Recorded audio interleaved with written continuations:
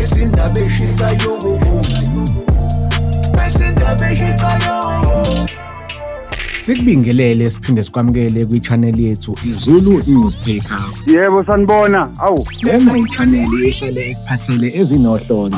Ngilalele phela khuluma ngiphethe ikhanda. Kubukeka sengathi sibahambela kahle kakhulu izinto uBest noMampintsha. Lokhu kuza ngemuva kokuthi i-reality show yabo eyaziwa ngokuthi uthando lodumo edlala ku-Showmax izokhuza ibuya. Usizini 1 wale show yalaba bobabili wadonsa inqwaba yababukeli yaze yafakwa kwi-top 10 yezinhlelo ezibukelwe kakhulu kwi-Showmax. Le reality show yalaba bobabili yayiveza amalungiselelo omshado wabo bobabili. Ngemuva kokuthi iqedwe ukudlala i-reality show yalaba bobabili, kwavela uMampintsha ezinkundleni zokuxhumana lapho ayekhala khona ngokuthi akakhokhelwanga mali. Waveza ukuthi abakhiqizi bale show bakhuluma naye ukuthi avele kule show bamthembisa imali, kodwa yadlala yaze yaphela kungekho mali abayitholile. Waphinde waveza ukuthi uBabes Odumo akakhulelwe kodwa ufake izimpontshi esiswini. Emasontweni adlule uBabes Odumo ubonakale ehleli naye uMampintsha bephethe uspontshi. Ngemuva kokusabalala kwalesi sithombe kube namahebezi okuthi laba bebeshutha useason 2 wothando lodumo. Ngomsombuluko uMampintsha ufake isithombe sakhe somshado benoBabes Odumo.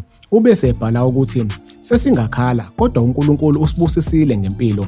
Wasipha unhlanhla indodana. Saqopha umlando umhlaba wonke. Sagijima nezitha sazinqoba. Siyabonga Nkosi. Baningi abafisa ukuba la sikhona kodwa wakhetha thina. Uthando lodumo season 2 loading. Wasebhala ukuthi amandla.